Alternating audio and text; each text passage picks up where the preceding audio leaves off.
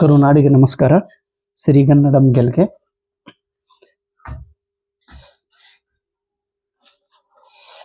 ಕೇವಲ 30 ದಿವಸ ಮಾತ್ರ ಕೆಸೆಟ್ ಪರೀಕ್ಷೆಯ ಒಂದು ಸಮಯ ಉಳಿದಿದೆ.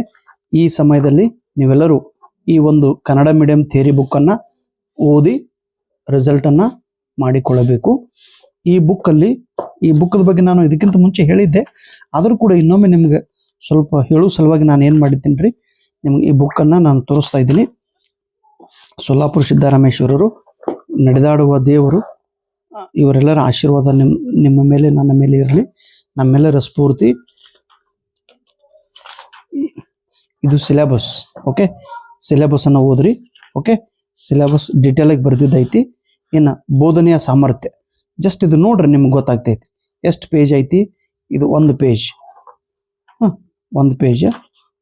ಇದು 2 ಪೇಜ್, ಇದು 3, ಇದು 4, ಇದು 5, ಇದು 6, 7, 8, 9, 10, 11, 12, 13, 14.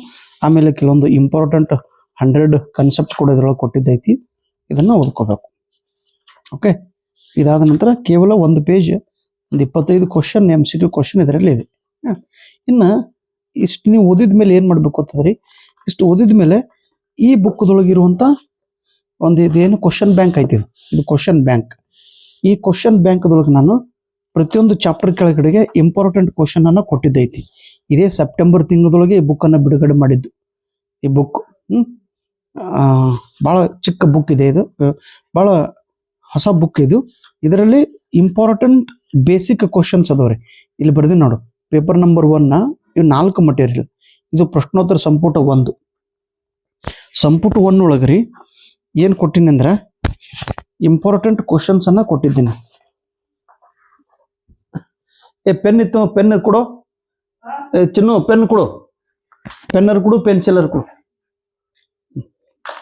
Pencil pencil.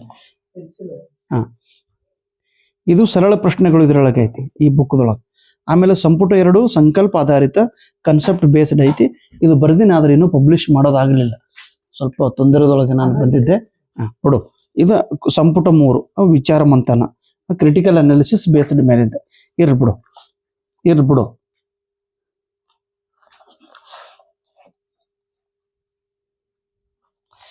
ಇದರಲ್ಲಿ ಏನೈತಿ, ಈ 10 ಚಾಪ್ಟರ್ದೊಳಗೆ ಇವು ನೋಡ್ರಿ ಕ್ವಶನ್ಸ್ಗಳನ್ನ ಬರ್ದಿದ್ದು. ಯಾವ ರೀತಿ ಕ್ವಶನ್ಸ್ ಅದಾವ ನೋಡ್ರಿ. ಇದು ಇಷ್ಟು ಕ್ವಶನ್ಸ್ ಅದಾವ. ಈ ಕ್ವಶನ್ಸ್ ಅನ್ನ ನೀವು ಓದ್ಕೋಬೇಕು. ಈಗ ಮಲ್ಟಿಪಲ್ ಇಂಟೆಲಿಜೆನ್ಸ್ ತತ್ವವನ್ನು ಪ್ರತಿಪಾದಿಸಿದವರು ಯಾರು? ಪಿಯಾಜೆ, ಸ್ಕಿನ್ನರ್, ಹೋವಾರ್ಡ್ ಗಾರ್ಡನರ್, ಥಾರ್ನ್ಡೈಕ್. ಈ ಥಿಯರಿ, ಈ ಬುಕ್ದೊಳಗಿನ ಥಿಯರಿ ಓದಿದ ಮೇಲೆ ಈ ಬುಕ್ ಅನ್ನ ರೆಫರ್ ಮಾಡಬೇಕು. ಮತ್ತೊಂದು ಯಾವ್ದಿರ್ತಾರ ಹೋತಮ್ಮ, ಅಲ್ಲೇ ನೋಡ, ಪೆನ್ಸಿಲ್ ತಾಲ್ಲದ ನೋಡು, ಅಲ್ಲಿ ಮ್ಯಾಲ ಹೋಗತ್ತ ಹೋಗ ಸ್ವಲ್ಪ. ಈ ನನ್ನ ಮುಂದಿನ ಹೋಗತ್ತ. ಈ ಕ್ವಶನ್ಸ್ ಏನದವಲ್ಲ ಇದು ನೋಡ್ರಿ.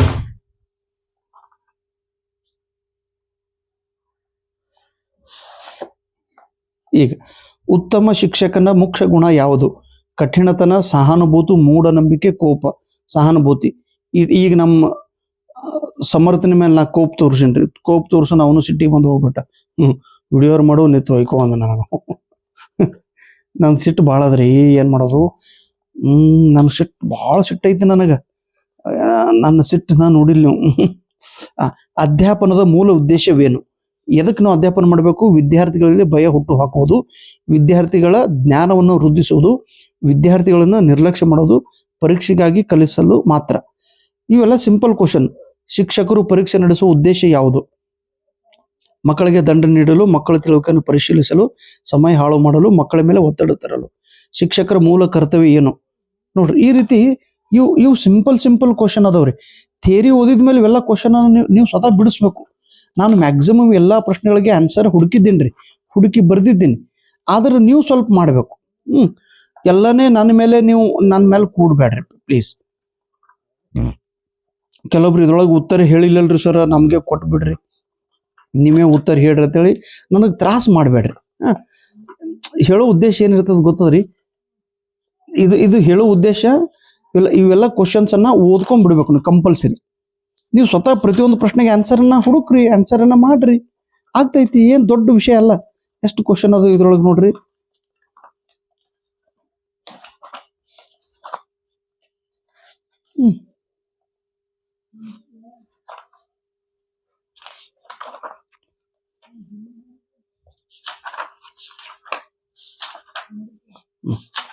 ಇಟ್ಟು ಕ್ವಶನ್ ಅದ, ಭಾರಿ ಕ್ವಶನ್ ಅದ. ಇವೇನು ಸಾದಾ ಕ್ವಶನ್ ಹಂಗಿಲ್ಲ. ನೋಡ್ರಿ, ಎಮೋಷನಲ್ ಇಂಟೆಲಿಜೆನ್ಸ್ ಈ ಕನ್ಸೆಪ್ಟ್ ಅನ್ನು ಹೇಳಿದವರು ಯಾರು? ನಮ್ಗೆ ಗೊತ್ತಿರ್ಬೇಕು. ಥಿಯರಿಯನ್ನು ಓದ್ರಿ ಗೊತ್ತಾಗ್ತೈತಿ. ಇಷ್ಟದ 597 ಕ್ವಶನ್ಸ್ ಅದಾವ್ರಿ. ಇವೆಲ್ಲ ಕ್ವಶನ್ ನಾನು ಯೂಟ್ಯೂಬ್ದೊಳಗೂ ಮಾಡೋ ಇದ್ದೀನ್ರಿ ನಾನು. ಓಕೆ, ಅಲ್ಲಿ ತನಕ ನೀವೇನು ಮಾಡ್ರಿ, ಈ ಬುಕ್ಕನ್ನು ರೆಫರ್ ಮಾಡಿದ್ರೆ ಅನುಕೂಲ ಆಗ್ತೈತಿ. ಓಕೆ, ಆಮೇಲೆ ರಿಸರ್ಚ್, ಸಂಶೋಧನೆ ಚಾಪ್ಟರ್ ಎಷ್ಟು ಅದಾವ ನೋಡ್ರಿ. ಎಷ್ಟು ಚಾಪ್ಟರ್ ಐತಿ? ರಿಪೀಟ್ ಓದಿದ್ರೆ revision is the key to success. ಈಗ 1 ಪೇಜ್ ಸಂಶೋಧನೆ, 1 ಪೇಜ್, 2 ಪೇಜ್, 3 ಪೇಜ್, 4, 5, 6, 7, 8, 9, 10, 11 ಪೇಜ್ ಐತಿ. 12 ಇವು 12 ಪೇಜ್ ಥಿಯರಿ ನೋಟ್ಸನ್ನು ಓದ್ಕೋಬೇಕು. ಇದಾದ ನಂತರ ಇದರಲ್ಲಿ ಇರುವಂಥ ಸಂಶೋಧನೆಗೆ ಸಂಬಂಧಪಟ್ಟಂಥ ಕ್ವಶನ್ಸನ್ನು ಬಿಡಿಸ್ರಿ. ನೀವು ಸ್ವತಃ ಅದನ್ನು ಪ್ರಾಕ್ಟೀಸ್ ಸಲುವಾಗಿ ಇದನ್ನು ರಿಫರ್ ಮಾಡಿರಲ್ಲ, ಪ್ರಾಕ್ಟೀಸ್ ಅಂತೇಳಿ ನೋಡ್ರಿ. ಇಲ್ಲಲ್ಲ ಸರ್, ಪ್ರತಿಯೊಂದು ಕ್ವಶನ್ಗೆ ನಾನೇ ಆನ್ಸರ್ ಮಾಡೋದು. ಈ ನೋಡ್ರಿ, ಶೋಧ ಎಂದರೇನು? ಹೊಸ ಜ್ಞಾನವನ್ನು ಹುಡುಕುವುದು. ಉತ್ತಮ ಶೋಧದ ಮುಖ್ಯ ಲಕ್ಷಣ ಯಾವುದು? ಎದಕ್ಕೆ ನಾವು ಸಂಶೋಧನೆ ಮಾಡ್ತೀವಿ? ಸುವ್ಯವಸ್ಥಿತ ಸಂಶೋಧನೆ ನಡೆಯುವ ಸಲುವಾಗಿ. ಶೋಧದ ಪ್ರಥಮ ಹಂತ ಯಾವುದು? ಸಮಸ್ಯೆಯನ್ನು ಗುರುತಿಸುವುದು. ಪಠ್ಯ ಕೇಂದ್ರಿತ ಶೋಧಕ್ಕೆ ಇನ್ನೊಂದು ಹೆಸರು ಏನಂತಾರೆ? ಹಿಂಗೆಲ್ಲ ಕರೆಕ್ಟಾಗಿ ಅದನ್ನು ನೀವು ನೋಡ್ಬೇಕಪ್ಪ. ನೀವು ಎಷ್ಟು ಕರೆಕ್ಟಾಗಿ ಅದನ್ನು ಇವೆಲ್ಲ ಕ್ವಶನ್ಸನ್ನು ನೋಡ್ತೀರಿ, ಅಷ್ಟು ನಿಮ್ಗೆ ವೇಗವಾಗಿ ಮತ್ತು ವ್ಯವಸ್ಥಿತವಾಗಿ ತಿಳಿಯುತ್ತದೆ. ಶಾಸ್ತ್ರೀಯ ಸಂಶೋಧನೆಯಲ್ಲಿ ಹೈಪೋಥಿಸಿಸ್ ಅನ್ನು ಸ್ಥಾಪಿಸುವ ಉದ್ದೇಶ ಏನು? ಕನ್ನಡದೊಳಗೆ ಬರೆದಿದ್ದೈತಿ ಎಲ್ಲ ಕ್ವಶನ್ಸ್ ಅನ್ನ ನೋಡ್ರಿ. ಹಿಂದಿನ ಕ್ವಶನ್ ಪೇಪರನ್ನ ಕಂಪ್ಲೀಟ್ 1 ಬಾರಿ ಓದಿ, ಅದಾದ ನಂತರ ಈ ನನ್ನ ಬುಕ್ದೊಳಗಿರುವ ಈ ಕ್ವಶನ್ಸ್ ಅನ್ನ ನೀವು ಓದಬೇಕು. ಅಥವಾ ಈ ಬುಕ್ದೊಳಗಿರುವ ಎಲ್ಲ ಕ್ವಶನ್ಸ್ ಅನ್ನ ಓದಿ ಆಮೇಲೆ ಕ್ವಶನ್ ಪೇಪರನ್ನು ಬಿಡಿಸ್ರಿ. ಅಂದ್ರೆ ನಿಮ್ಗೆ ಎಷ್ಟು ಸರಳವಾಗಿ ಕ್ವಶನ್ ಪೇಪರ್ ಬಿಡಿಸ್ಲಿಕ್ಕ, ಸಾಲ್ವ್ ಮಾಡ್ಲಿಕ್ಕೆ ಬರ್ತೈತಿ ಅನ್ನೋದು ಗೊತ್ತಾಗ್ತೈತಿ. ಇಲ್ಲಿ 273 ಕ್ವಶನ್ಸ್ ಅದಾವ್ರಿ. ಇವೆಲ್ಲ ಇಲ್ಲೇನದ ನೋಡ್ರಪ್ಪ, ನಾನಂತೂ ಹೇಳೀನಿ. ಇನ್ನು ಓದೋದು ಬಿಡೋದು ಇದನ್ನ ತೆಗೆದುಕೊಳ್ಳೋದು ನಿಮಗೆ ಬಿಟ್ಟಿದ್ದ ವಿಷಯ. ಆಮೇಲೆ ಇಲ್ಲಿ ಪ್ಯಾಸೇಜನ್ನು ಕೊಟ್ಟಿದ್ದೀನಿ. ಪ್ಯಾಸೇಜನ್ನು ಹೇಗೆ ಬಿಡಿಸ್ಬೇಕು ಅನ್ನೋದು ಇದ್ರೊಳಗೆ ಹೇಳಿದ್ದೈತಿ. ಪ್ಯಾಸೇಜ್ ಬಿಡಿಸುವ ಉತ್ತಮ ಮಾರ್ಗಗಳನ್ನು ನಾ ಹೇಳೀನಿ. ಇದ್ರೊಳಗೆ ಹೇಳಿ ನೋಡ್ರಿ. ನಿತ್ಯ ಅಭ್ಯಾಸ ಮಾಡಿ, ಪ್ರತಿದಿನ ಒಂದು ಪ್ಯಾಸೇಜನ್ನು ಓದಿ ಉತ್ತರಿಸಲು ಅಭ್ಯಾಸ ಮಾಡಿರಿ. ಹಿಂದಿನ ಪ್ರಶ್ನೆ ಪತ್ರಿಕೆಗಳ ಪ್ಯಾಸೇಜ್ಗಳನ್ನು ಉಪಯೋಗಿಸಿ. ಹಿಂದಿನ ವರ್ಷಗಳ ಕೆಸೆಟ್ ಮತ್ತು ನೆಟ್ ಸ್ಪರ್ಧಾತ್ಮಕ ಪರೀಕ್ಷೆಗಳ ಪ್ಯಾಸೇಜ್ಗಳನ್ನು ಓದಿ. ಡಾಕ್ಟರ್ DGK ಸರ್ ಅವರ ಪುಸ್ತಕಗಳನ್ನು ದಿನಪತ್ರಿಕೆ ಸಂಪಾದಕೀಯ ಲೇಖನಗಳು ಅಥವಾ ಆಲೋಚನಾತ್ಮಕ ಲೇಖನಗಳನ್ನು ಓದಿ ಹೊಸ ಪದಗಳ ಅರ್ಥ ತಿಳಿದುಕೊಳ್ಳಿ. ನಿರಂತರ ಅಭ್ಯಾಸದಿಂದ ಓದುವ ವೇಗ, ಅರ್ಥಗ್ರಹಣದ ಸಾಮರ್ಥ್ಯ ಹೆಚ್ಚುತ್ತದೆ. ಪ್ಯಾಸೇಜ್ ಪ್ರಶ್ನೆಗಳಿಗೆ ಸರಿಯಾದ ಉತ್ತರ ನೀಡುವುದು ಕೇವಲ ಓದು ಮಾತ್ರವಲ್ಲ, ಗಮನ, ವಿಶ್ಲೇಷಣೆ ಮತ್ತು ತೀಕ್ಷ್ಣ ಮನಸ್ಸು ಬೆಳೆಸಿಕೊಳ್ಳುವುದು ಮುಖ್ಯ. ನಿತ್ಯ ಅಭ್ಯಾಸ ಮತ್ತು ಸರಿಯಾದ ತಂತ್ರ ಪದ್ಧತಿಯಿಂದ ಈ ಭಾಗದಲ್ಲಿ ಉತ್ತಮ ಅಂಕ ಗಳಿಸಬಹುದು. ನಾವು ಏನ್ ಮಾಡ್ತೀವಿ, ಡೈರೆಕ್ಟ್ ಎಕ್ಸಾಮ್ದೊಳಗೆ ಹೋಗಿ ಬಿಡಿಸೋ ಪ್ರಯತ್ನ ಮಾಡ್ತೀವಿ ರೀ. ಡೈರೆಕ್ಟ್ ಹೋಗಿ ಬಿಡಿಸೋದ್ರೂ 5 ಕ್ವಶನ್ಗೆ 4 ಕ್ವಶನ್ ಬಿಡಿಸಿರ್ತೀರಿ. ಈ ಬುಕ್ದೊಳಗಿಂದು ಸ್ವಲ್ಪ ನೀವು ಎಕ್ಸಾಮ್ ಅಂತ ತಿಳಿದು ಟ್ರೈ ಮಾಡ್ರಲ್ಲೋ ಗೊತ್ತಾಗ್ತೈತಿ. ಎಷ್ಟು ಪ್ಯಾಸೇಜ್ ಕೊಟ್ಟಿನಿ ಈ ಬುಕ್ದೊಳಗೆ ನೋಡ್ರಿ. ಒಂದು 24 ಪ್ಯಾಸೇಜ್ ಅದಾವ್ರಿ, 26 ಪ್ಯಾಸೇಜ್ ಅದಾವ ನೋಡ್ರಿ ಗದ್ಯ ಭಾಗ. ಸೊ ಅದನ್ನ ಪ್ಲೀಸ್ ರೆಫರ್ ಮಾಡ್ರಿ. ಓಕೆ, ಆಮೇಲೆ ಯೂನಿಟ್ ನಂಬರ್ 4 ಕಮ್ಯುನಿಕೇಶನ್. 4ನೇ ಯೂನಿಟ್ ನೋಡ್ರಿ, ಯಾವ್ದೈತಿ? ಕಮ್ಯುನಿಕೇಶನ್. ಕಮ್ಯುನಿಕೇಶನ್ ಎಂದರೆ ಏನು? ಅದರ ವ್ಯಾಖ್ಯೆಗಳು ಯಾವುವು? ಇದ್ರೊಳಗೆ ಬರ್ದಿದ್ದೈತಿ.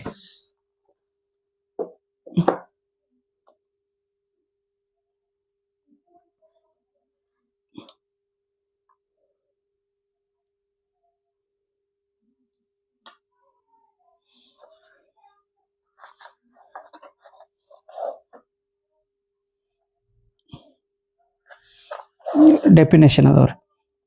ಡೆಫಿನೇಷನ್ ನೋಡ್ಕೋರಿ. ಈಗ ಸಪೋಸ್ ಅಲ್ಬರ್ಟ್ ಮೆಹರ್ಬಿಯನ್ ಅವರ ಪ್ರಕಾರ ಸಂವಹನ ಎಂದರೆ ಏನು? ಇವರ ಪ್ರಕಾರ ಇವರು ಸಂವಹನ ಕ್ಷೇತ್ರದಲ್ಲಿ ಅಶಾಬ್ದಿಕ ನಾನ್ ವರ್ಬಲ್ ಮೆಸೇಜ್ ಸಂದೇಶಕ್ಕೆ ಒತ್ತು ನೀಡಿದ್ದಾರೆ. ಸಂವಹನದಲ್ಲಿ ಚಿಕ್ಕ ಪ್ರಮಾಣದಲ್ಲಿ ಶಬ್ದಗಳಿಂದ ಮಾಹಿತಿಯನ್ನು ವ್ಯಕ್ತ ಮಾಡಲು ಬರುತ್ತದೆ. ಇವರ ಪ್ರಕಾರ ಸಂವಹನದಲ್ಲಿ 7% ಶಬ್ದಗಳು, 38 ಧ್ವನಿ ಮತ್ತು 55 ದೈಹಿಕ ಭಾಷೆ, ಮೌಖಿಕ ಹಾಗೂ ದೈಹಿಕ ಮಾಹಿತಿಯನ್ನು ವ್ಯಕ್ತಪಡಿಸಲು ಬರುತ್ತದೆ. ಒಂದೊಂದ್ಸಲ ಬರೆಯುವಾಗ ಏನಾಗಿದ್ರಿ, ಸ್ವಲ್ಪ ಸ್ಟ್ರಕ್ಚರ್ ಆಫ್ ಸೆಂಟೆನ್ಸ್, ವಾಕ್ಯ ರಚನೆ ಸ್ವಲ್ಪ ತಪ್ಪು, ವಾಕ್ಯ ರಚನೆ ಅಷ್ಟೊಂದು ಸರಿಯಾಗಿ ನಿಮ್ಮಷ್ಟು ಶುದ್ಧವಾಗಿ ಬರ್ಲಿಕ್ಕೆ ಬಂದಿಲ್ಲ ನನಗೆ. ಆದ್ರೆ ಅದನ್ನ ತಪ್ಪು ಹಿಡ್ಕೊಂಡು ಕೂಡೋದಲ್ಲ. ಇದು ತಪ್ಪು ಬರ್ದಿರಿ, ಇದು ತಪ್ಪೈತಿ, ಇದು ತಪ್ಪೈತಿ, ತಪ್ಪೈತಿ ಅಂದ್ರೆ ತಪ್ಪು, ಅಲ್ಲೇ ತಪ್ಪು ಅನ್ಕೋತ ನೀವು ತಪ್ಪು ಅನ್ನೋರು ಬುಕ್ಕೆ ಓದ್ಬೇಡ್ರಪ್ಪ. ಮತ್ತೇನ್ ಮಾಡೋದು, ನೀವು ಭಾಳ ಶಾಣೆಯರಿದ್ದೀರಿ ಅಂತ ತಿಳ್ಕೊತೀನಿ. ಇದನ್ನ ನೋಡ್ರಿ, ಇಷ್ಟೆಲ್ಲ ಯಾವುದು ಥಿಯರಿ ಐತಿ, ಇಷ್ಟದಾವ, ಇಷ್ಟು ಥಿಯರಿಯನ್ನ ಓದ್ಕೋಬೇಕು. ಇಷ್ಟು ಓದ್ರಿ, ಗ್ಯಾರಂಟಿ ರಿಸಲ್ಟ್ ಬರಲೇಬೇಕಲ್ಲ. ಇನ್ಫೋರ್ನೆಟ್ ಎಂದರೆ ಇನ್ಫಾರ್ಮೇಶನ್ ಹಾಗೂ ಎಂಟರ್ಟೈನ್ಮೆಂಟ್, ಇಷ್ಟಂತೂ ನಿಮ್ಗೆ ಕಂಪಲ್ಸರಿ ಬರಲೇಬೇಕು. ಇದು ಇವು 12 ಪೇಜ್. ಇದಾದ ನಂತರ ಈ ಬುಕ್ದೊಳಗೆ ಓದ್ರಿ, ಕಮ್ಯುನಿಕೇಶನ್ ಯೂನಿಟ್. ಇದು ಪ್ರಾಕ್ಟೀಸ್ ಸಲುವಾಗಿ ಈ ಬುಕ್ಕನ್ನು ರೆಫರ್ ಮಾಡಬೇಕು. ಪ್ರಾಕ್ಟೀಸ್, ಇದು ಎಕ್ಸಾಮ್ದೊಳಗೆ ನೀವು ಕ್ವಶನ್ ಬಿಡಿಸ್ತಾ ಇದ್ರಿ, ಹಿಂಗೆ ತಿಳ್ಕೊಂಡಿದ್ದನ್ನ ನೀವು ಸಾಲ್ವ್ ಮಾಡ್ಬೇಕಪ್ಪ, ಆಟೋಮೆಟಿಕ್ ಆಗಿ ಬರ್ತೈತಿ. ಯಾಕಂದ್ರೆ ಆಲ್ರೆಡಿ ಥಿಯರಿ ಓದಿರ್ತೀರಿ. ಈಗ ನೋಡ್ರಿ ಎಷ್ಟು ಸಿಂಪಲ್ ಕ್ವಶನ್ ಕೊಟ್ಟಿದೆ. ಸಂವಹನ ಎಂದರೆ ಏನು? ಸಂವಹನ ಎಂದರೆ ಏನು? ಮಾಹಿತಿಯ ವಿನಿಮಯ. ಸಂವಹನದ ಮುಖ್ಯ ಅಂಶ ಯಾವುದು? ನಾಟಕ, ಸಂದೇಶ, ಚಿತ್ರಕಲೆ, ಆಟ, ಸಂದೇಶ. ಸಂವಹನದ ಮಾಧ್ಯಮದಲ್ಲಿ ಯಾವುದು ಮೌಖಿಕ ಮಾಧ್ಯಮ? ಓರಲ್, ದೂರವಾಣಿ, ಇಮೇಲ್, ಭಾಷೆ, ದೂರದರ್ಶನ. ಅಗದಿ ಈ ಎಲ್ಲ ಕ್ವಶನ್ಸ್ ಅನ್ನ ನೀವು ಅಗ್ದಮ್ ವ್ಯವಸ್ಥಿತವಾಗಿ ಓದ್ರಿ, ಗೊತ್ತಾಗ್ತೈತಿ. ಇದ್ರೊಳಗೆ ಕ್ವಶನ್ ಅದ, ಈ ರೀತಿ ಕ್ವಶನ್ ಬರ್ದಿದ್ದೈತಿ ನೋಡ್ರಪ್ಪ, ಪ್ಲೀಸ್ ನೋಡ್ರಿ. ದಾದಾ ಸಾಹೇಬ್ ಫಾಲ್ಕೆ ಪುರಸ್ಕಾರವನ್ನು ಪ್ರದಾನ ಮಾಡುವ ಉದ್ದೇಶವೇನು? ಕ್ರೀಡಾ ಸಾಧನೆಗಾಗಿ, ಶೈಕ್ಷಣಿಕ ಸೇವೆಗಳಿಗೆ, ಭಾರತೀಯ ಚಲನಚಿತ್ರ ಕ್ಷೇತ್ರದಲ್ಲಿ ಜೀವಮಾನ ಸಾಧನೆಗಾಗಿ. ದ ಹಿಂದೂ ವಾರ್ತಾ ಪತ್ರಿಕೆಯನ್ನು ಯಾವ ವರ್ಷದಲ್ಲಿ ಪ್ರಾರಂಭಿಸಲಾಯಿತು? ಭಾರತದಲ್ಲಿ ಅಧಿಕ ಓದುಗರ ಸಂಖ್ಯೆ ಹೊಂದಿರುವ ದಿನಪತ್ರಿಕೆ ಯಾವುದು? The times of India, Navbharat, the Bhaskar, the telegraph. ಕರ್ನಾಟಕದಲ್ಲಿ ಪ್ರಕಟಿತ ಅತ್ಯಂತ ಜನಪ್ರಿಯ ಕನ್ನಡ ದಿನಪತ್ರಿಕೆ ಎಂದರೆ ಯಾವುದು? Prajavani, Indian express, times of India, Hindustan times. Mangaluru ಸಮಾಚಾರ ಪತ್ರಿಕೆ ಪ್ರಾರಂಭವಾದ ವರ್ಷ ಯಾವುದು? ಕೆಳಗಿನದು ಕರ್ನಾಟಕದ ಕನ್ನಡ ಪತ್ರಿಕೆ ಆಗಿದೆ. ಸಂವಹನ ಎಂಬ ಪದದ ಅರ್ಥವನ್ನು ವ್ಯಕ್ತಿಗತವಾಗಿ ಬೋಧಿಸಲು ಪ್ರಯತ್ನಿಸಿದ ಚಿಂತಕರು ಯಾರು? ಥಿಯರಿ ಓದಿದ ಈ ಬುಕ್ದೊಳಗಿನ ಥಿಯರಿ ಓದಿದ ನಂತರ ಈ ಕ್ವಶನ್ ನೀವು ಬಿಡಿಸ್ಬೇಕು. ನೀವು ಸ್ವತಃ ಆನ್ಸರ್ ಹುಡುಕೋ ಪ್ರಯತ್ನ ಮಾಡ್ರಿ. ಸಿಗ್ಲಿಲ್ಲ ಅಂದ್ರೆ ಗೂಗಲ್ ಒಳಗೆ ಸರ್ಚ್ ಮಾಡ್ರಿ. ಸ್ವಲ್ಪ ಪ್ರಯತ್ನ ಮಾಡಿದ್ರೆ ಆಗ್ತೈತಿ. ನೀವು ಎಲ್ಲಾನೇ ಕಂಪ್ಲೀಟ್ ತಂದು ನಾನು ತಲೆ ಮೇಲೆ ಒಗಿಬೇಡ್ರಪ್ಪ. ತಲೆ ಮೇಲೆ ಒಗಿದಿದ್ರ ಅಂದ್ರೆ ಮತ್ತೆ ಇಲ್ಲ ಮತ್ತೆ ಬುಕ್ಕೆ ಮಾರಾಟ ಮಾಡಿರ್ಲಾಗತ್ತಿರಲ್ಲ. ನಾವು ದೊಡ್ಡ ಪಬ್ಲಿಷರ್ ಅಲ್ಲ, ನಾವು ದೊಡ್ಡ ಲೇಖಕರಲ್ಲ, ನಾವು ದೊಡ್ಡ ಪುಸ್ತಕ ಮಳಿಗೆದವ್ರು ಅಲ್ಲ. ಸೊ ಪ್ಲೀಸ್, ಈಗ ಪ್ರಾಕ್ಸಿಮಿಕ್ಸ್ ಎಂದರೇನು? ಕಿನೆಸಿಕ್ಸ್ ಎಂದರೇನು? ಹ್ಯಾಪ್ಟಿಕ್ಸ್ ಎಂದರೇನು? ಹ್ಯಾಪ್ಟಿಕ್ ಸ್ಪರ್ಶದ ಬಳಕೆ, ಹ್ಯಾಪ್ಟಿಕ್ ಅಂದ್ರೆ ಸ್ಪರ್ಶದ ಬಳಕೆ. ದೇಹ ಭಾಷೆಯ ಬಳಕೆ, ಸ್ಥಳದ ಬಳಕೆ. ಪ್ರಾಕ್ಸಿಮಿಕ್ಸ್ ಸ್ಥಳದ ಬಳಕೆ. ಇದೆಲ್ಲ ಗೊತ್ತಿರ್ಬೇಕು ನಿಮ್ಗೆ. ಸಂವಹನದಲ್ಲಿ ಸ್ಥಳ ಬಳಕೆಯನ್ನು ಏನು ಎನ್ನುತ್ತಾರೆ? ಕ್ರೋನೋಮಿಕ್ಸ್, ಪ್ರಾಕ್ಸಿಮಿಕ್ಸ್. ಸ್ಥಳ ಇಟ್ಟು ನಾವು ಸ್ವಲ್ಪ ಮಾತಾಡುವಾಗ ಅಂತರ ಇಟ್ಟು ಮಾತಾಡಿದೀವಿ ಅಂದ್ರೆ ಅದಕ್ಕೆ ನಾವು ಪ್ರಾಕ್ಸಿಮಿಕ್ಸ್ ಎಂದು ಕರೆಯುತ್ತೇವೆ. ಅಪ್ಪಿ ಭಾಳ ಕರೆಕ್ಟಾಗಿ ಹೋದ್ರು ತಮ್ಮ. ಸಂವಹನ ನೋಡ್ರಿ ಎಷ್ಟು ಚಲೋ. ಸಂವಹನದ ಅಧ್ಯಯನವನ್ನು ರೆಟೋರಿಕ್ ಎಂದು ಯಾರು ಕರೆದರು? Socrates, Karl Marx, Aristotle, Noam Chomsky. Aristotle ಏನ್ ಸಾಕ್ರೆಟಿಸ್? ಅರಿಸ್ಟಾಟಲ್. ಎಷ್ಟು ಕ್ವಶನ್ ಅದಾವ? 303 ಕ್ವಶನ್. ಇದನ್ನ ಓದ್ಕೊಂಡ್ಬಿಡ್ರಿ. ನೋಡು, ಸ್ವೀಕರಿಸುವ ಗಮನ ಕೊಡದಿದ್ದರೆ ಅದು ಟಿಮ್ ಮೇಲೆ ಪರಿಣಾಮ ಬೀರುತ್ತದೆ. ಅಂದ್ರೆ ರಿಸೀವರ್ ಈಗ ನಾನು ನಿಮ್ಮ ಜೊತೆ ಮಾತಾಡ್ತಾ ಇದ್ದೇನೆ, ನಾನು ನಿಮಗೆ ಲೆಕ್ಚರ್ ಕೊಡ್ತಾ ಇದ್ದೇನೆ, ನೀವೆಲ್ಲರೂ ರಿಸೀವರ್. ನೀವು ನನ್ನ ಕಡೆಗೆ ಗಮನ ಕೊಡದೇ ಇದ್ದರೆ ಅದು ಏನಾಗ್ತೈತಿ? ಅದು ಟಿಮ್ ಮೇಲೆ ಪರಿಣಾಮ ಬೀರುತ್ತದೆ. ಸೆಂಡರ್ನ ಮೇಲೆ, ಏನು ಮೆಸೇಜ್ ಮೇಲೆ, ಅಥವಾ ಮೀಡಿಯಾದ ಮೇಲೆ, ಅಥವಾ ಇಫೆಕ್ಟಿವ್ನೆಸ್ ಆಫ್ ಕಮ್ಯುನಿಕೇಶನ್ ಮೇಲೆ ಪರಿಣಾಮ. ನೀವು ವ್ಯವಸ್ಥಿತವಾಗಿ ಗಮನ ಕೊಟ್ಟು ಕೇಳಿಲ್ಲ ಅಂದ್ರೆ ನಾನು ಏನು ಹೇಳ್ತಾ ಇದ್ದೀನಿ ಅನ್ನೋದು ನಿಮ್ಗೆ ಅರ್ಥನೇ ಆಗೋದಿಲ್ಲ. ಹಿಂಗಾಗಿ ಮೆಸೇಜ್ ತಿಳಿಯೋದಿಲ್ಲ. ಗಣಿತದ ಕೆಲವೊಂದು ಪ್ರಶ್ನೆಗಳನ್ನು ಇಲ್ಲಿ ಇದ್ರೊಳಗೆ ಕೊಟ್ಟಿದ್ದೈತಿ. ಸಿಂಪಲ್ ಕ್ವಶನ್ ಬಿಡಿಸೋ ಪ್ರಯತ್ನ ಮಾಡ್ರಿ. ಆಮೇಲೆ ಲಾಜಿಕಲ್ ರೀಸನಿಂಗ್, ಇಷ್ಟು ಕ್ವಶನ್ ಅದಾವ. ಲಾಜಿಕಲ್ ರೀಸನಿಂಗ್ ಇದು ಕೆಲವೊಬ್ರು ಈ ಬುಕ್ ತಗೊಂಡ್ರಿ, ಆದ್ರೆ ಗಮನ ಇಟ್ಟು ಓದ್ಬೇಕಪ್ಪ. ತಗೊಂಡು ಒಮ್ಮೆದೊಮ್ಮೆ ಮತ್ತು ಫುಲ್ ಕಂಪ್ಲೀಟ್ ಫೋಕಸ್ ಮಾಡಿ ಓದ್ರಿ. ಓದೋದ್ರಿಂದ ಕಾನ್ಫಿಡೆನ್ಸ್ ಬೆಳಿಬೇಕು, ಓದೋದ್ರಿಂದ ಆತ್ಮವಿಶ್ವಾಸ ಬೆಳಿಬೇಕು, ಓದೋದ್ರಿಂದ ಸಕಾರಾತ್ಮಕ ವಿಚಾರ ಮನಸ್ಸಿನೊಳಗೆ ಬರಬೇಕು. ಆಮೇಲೆ ICT ಹೇಳಿನಲ್ಲ, ICT ಈ ಬುಕ್ದೊಳಗಿನ ಥಿಯರಿ ಓದ್ಕೋರಿ. ಎಷ್ಟದಾವ ICT ಈ ಬುಕ್ದೊಳಗೆ ಬರ್ದಿನಲ್ಲ, 1 2 3 4 5 6 7 8 9 10 11 12 13 14 15 17 ಪೇಜ್ ಅದಾವ್ರಿ. ಆಮೇಲೆ ಈ ಬುಕ್ದೊಳಗಿಂದ ICTಗೆ ಸಂಬಂಧಪಟ್ಟಿದ್ದು ಕ್ವಶನ್ಸ್ ಅನ್ನ ಓದ್ಕೋಬೇಕು. ICTಗೆ ಸಂಬಂಧಪಟ್ಟಿದ್ದು ಕ್ವಶನ್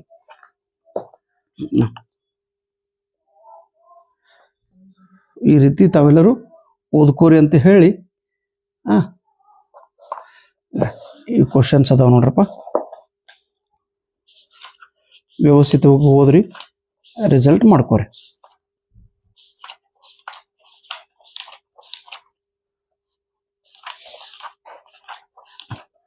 ಅದರ ನಂತರ ಪರಿಸರ ಅಧ್ಯಯನ, ಇದ್ರೊಳಗೆ ಕೂಡ ಈ ರೀತಿ ಕ್ವಶನ್ ಅನ್ನ ಬರೆದಿದ್ದೇನ್ರಿ. ಭಾರಿ ಮಳೆಯ ಕಾರಣದಿಂದ ಉಂಟಾಗುವ ಅನಾಹುತ ಯಾವುದು? ಭೂಕಂಪ, ಸುನಾಮಿ, ಟಾರ್ನಾಡೋ, ಪ್ರವಾಹ. ಮೊನ್ನೆ ನೋಡ್ರಿ, ಒಂದು 10 ದಿವಸ ಆಯ್ತು. ನಾವು ಇರೋದು ತೋಳನೂರು, ನಮ್ಮೂರ ಹತ್ರ ಮಣೂರ್ ಅಂತೇಳಿ ಕರ್ನಾಟಕದ ಊರಿದೆ. ರೋಡ್ಗೆ ನಮ್ಮ ಮೇಡಮ್ ಅವ್ರ ಊರ, ಇಂಡಿ ತಾಲೂಕು. ಇಲ್ಲಿ ಭೀಮಾ ನದಿ ಐತ್ರಿ. ಭೀಮಾ ನದಿಗೆ ದೊಡ್ಡ ಪ್ರವಾಹ ಬಂದು ಭಾಳ ಅನಾಹುತ ಆಗೈತ್ರಿ ಇಲ್ಲೆಲ್ಲ. ಸೊಲ್ಲಾಪುರ ಜಿಲ್ಲೆ ಅಂದ್ರ ನಮ್ಮ ಅಕ್ಕಲಕೋಟೆ ತಾಲೂಕು ಅಂದ್ರೆ ಬರಗಾಲ ಪೀಡಿತ ಅಕ್ಕಲಕೋಟಿದು. ಇಲ್ಲಿ ಮಳೆನೇ ಬರೋದಿಲ್ಲ. ಈ ಬಾರಿ ಇಡೀ ಅಕ್ಕಲಕೋಟ ನೀರಿನೊಳಗೆ ಮುಳುಗಿ ಹೋಗೈತಿ. ಅಷ್ಟೊಂದು ಮಳೆ ಬಂದಿತ್ತು. 130 ವರ್ಷದ ನಂತರ ಇಷ್ಟು ದೊಡ್ಡ ಮಳೆ ಬಂದೈತಿ ಅಂತ್ರಿ. ಇಲ್ಲೆಲ್ಲ ಹೇಳಿದ್ರು. ಇವೆಲ್ಲ ಕ್ವಶನ್ಸ್ ಅದಾವ ನೋಡ್ರಿ. ಈ ಕ್ವಶನ್ಸ್ ಅನ್ನ ನೀವು ಓದ್ಕೋಬೇಕು. ಸಾಯಿಲ್ ಹೆಲ್ತ್ ಕಾರ್ಡ್ ಯೋಜನೆ ಮುಖ್ಯ ಉದ್ದೇಶವೇನು? ವ್ಯವಸ್ಥಿತ ಓದ್ರಿ ತಮ್ಮ. ಇದ್ದಿದ್ದು ಕ್ವಶನ್ ಅನ್ನ ಕಂಪ್ಲೀಟ್ ಆಗಿ ಇದನ್ನ ನೋಡ್ಕೊಂಡ್ಬಿಡ್ರಿ. ಸರ್ ಓದಿ ಬೈಪಟ್ ಮಾಡ್ಬೇಕೇನ್ರಿ? ಇಲ್ಲ. ಓದಿ ನೆನಪಿಡ್ಬೇಕೇನು? ಇಲ್ಲ. ಓದಿ ಏನ್ ಮಾಡೋದು? ಸುಮ್ಮ ಓದೋದ್ರಿಂದ ಏನಾಗ್ತದ್ರಿ? ಓದೋದ್ರಿಂದ ಕ್ವಶನ್ ನಿಮ್ಗ ಒಂದು ರಿಲೇಷನ್ ಬೆಳಿತೈತಿ. ಇದು ಹೈಯರ್ ಎಜುಕೇಶನ್. ಹೈಯರ್ ಎಜುಕೇಶನ್ದಲ್ಲಿ ಇಷ್ಟೊಂದೆಲ್ಲ ಕ್ವಶನ್ಸ್ ಅದಾವ.